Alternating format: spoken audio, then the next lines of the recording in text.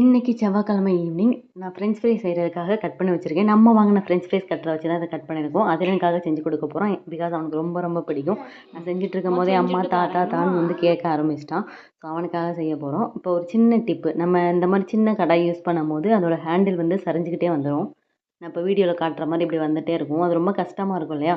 அதுக்கு ஒரு சின்ன டிப் என்னென்னா, இந்த மாதிரி ஒரு கிண்ணத்தை வந்து அடியில் கவுத்து வச்சிட்டிங்க அப்படின்னா அது சாயாமல் நேராகவே நின்றுக்கிறோம்.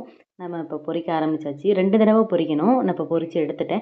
நம்ம குட்டி வாண்டுக்கு போய் இதை கொடுக்கலாம். அவனுக்கு ரொம்ப பிடிக்கும். உட்காந்து எப்படி சாப்பிட ஆரம்பிச்சிட்டான்னு பாருங்கள். அது ஃபுல்லாகவே அவன் மட்டும்தான் காலி பண்ணான். எனக்கு ஒன்று கூட தரல. ஸோ இந்த மாதிரி வீட்டிலேயே செஞ்சு கொடுத்தா ஹெல்த்தியாகவும் இருக்கும்.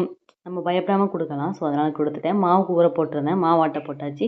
நமக்கும் அப்படியே ஒரு ஸ்ட்ராங்காக ஒரு டீ போட்டுட்டு குடிக்கலாமே அப்படின்னு சொல்லிட்டு தான் இஞ்சி டீ நல்லா ஸ்ட்ராங்காக போட்டுட்ருந்தேன். பக்கத்தில் பார்த்தீங்கன்னா இந்த ஒரு வாரமாக அங்கேயே தான் இருக்குது.